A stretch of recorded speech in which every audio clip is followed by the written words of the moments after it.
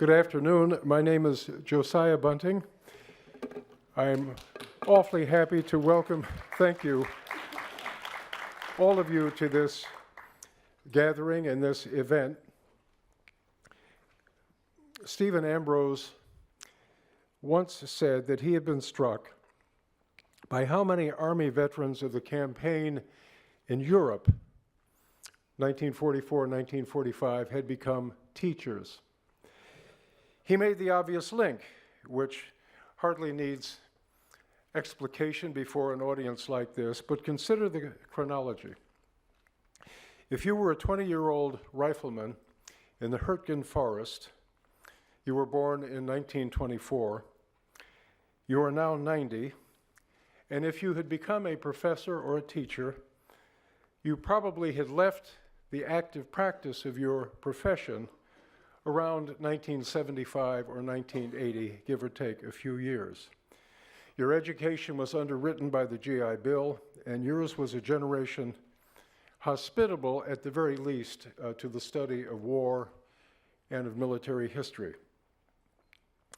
A successor generation of men and women in college in the later 1960s and 70s, whose experience may or may not have included service in Vietnam, people now in their 60s and 70s, have furnished a large cadre of professors, administrators, and universities, the majority of whom would appear to harbor a positive aversion to the discipline of military history. Interestingly, not in Great Britain, but in the famous elite universities of our country. This is appalling to me. This is the grain of grit in my oyster, and this is why we're here this evening. Their attitude is the human or the humane equivalent of indulging in aversion to the study of the causes of cancer because the disease is unpleasant. The reason for the establishment of the Guggenheim-Lehrman Prize in military history, frankly, is to call attention to this most regrettable condition. Ironically, the national appetite for military history, invariably off-campus, is constant and voracious. Sales of serious works of military history continue at extraordinarily high levels. Somehow, however, many of them are condescended to almost automatically by the academic community. We hope this award will be the beginning of a substantial effort to remedy the disease. I cannot help adding that military history as a discipline is somehow considered to be, quote, right-wing, unquote, or conservative. This is an utterly preposterous way of looking at the discipline, but it is deep-seated and it will not be remedied overnight. Here and there are bright rays of hope. You'll hear from some of the practitioners of the hope later. John Gaddis's remarkable programs at Yale, Victor Davis Hanson's strategic enterprise at Stanford, strong programs at Ohio State, Duke, and other institutions, but not so many. In a few minutes, we will hear brief readings from our finalist candidates for the prize. You may judge for yourselves the quality of their understanding and of their writing. I wish particularly this evening to thank Roger Hertog, Chairman Emeritus of the Historical Society, a constant and enthusiastic supporter of such ventures, to whom our debt is very large.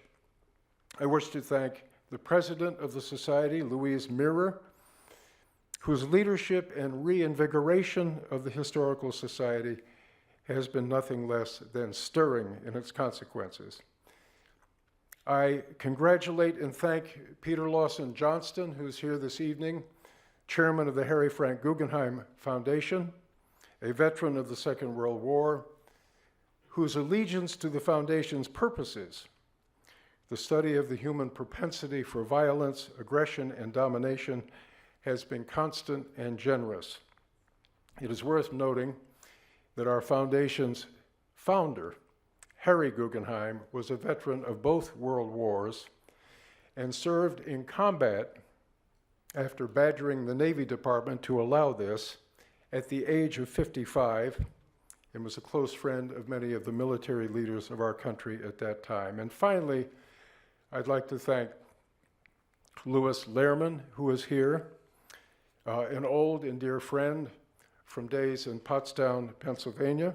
Perhaps this is where we came by our sense of interest and conflict. A distinguished historian himself, a student of Abraham Lincoln, our country's greatest wartime leader, who has been a most generous patron of this enterprise. I would now like to introduce Mr. Hertog, whom I mentioned a moment ago, who will talk to us a little bit about his own interest in this venture. Roger?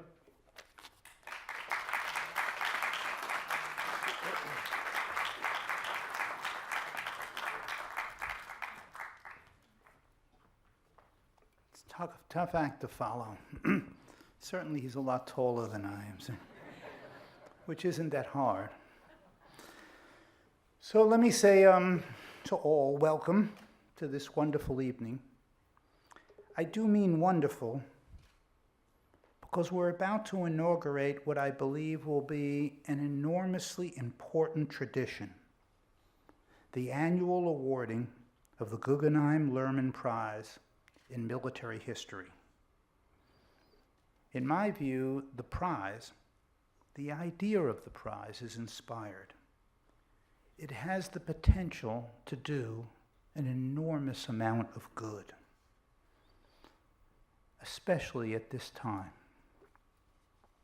Because even our best colleges, sad to say, military history is no longer treated as a subject of serious study if it is treated as a study at all. Very few universities today really have courses in military history. Of the top 25 colleges in our country, as defined by the U.S. News and World Report, who else could you use? Only 3 colleges require a survey course on U.S. history, not military history. These are the highest, best schools in America. Undergraduates who want to learn more about the sacrifice men have made in fighting for purposes they believed in have few places to turn, few places to learn why some conflicts have made for a much better world. Just think of our history. The Revolutionary War, the Civil War, World War II. These young men and women, and soon my grandchildren, in some important way, in some profound way, are being deprived of their birthright, learning something more about their country, who we are, why we're here, what are the ideas that created this free people.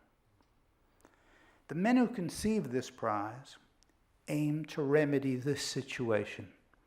Knowing their history, I think they probably will. They are historians of the first order, whose careers have fueled in large part their love of country. Josiah Bunting, president of the Harry Frank Guggenheim Foundation, and Louis E. Lehrman, co-chairman of the board of the Gilda Lehrman Institute of American History. Cy Bunting has written 6 highly acclaimed books and edited 2 others. He's now finishing his major opus, The Life of George Catlett Marshall, soldier, general, statesman, and a great American. Louis Lehrman, author of the wonderful Lincoln at Peoria,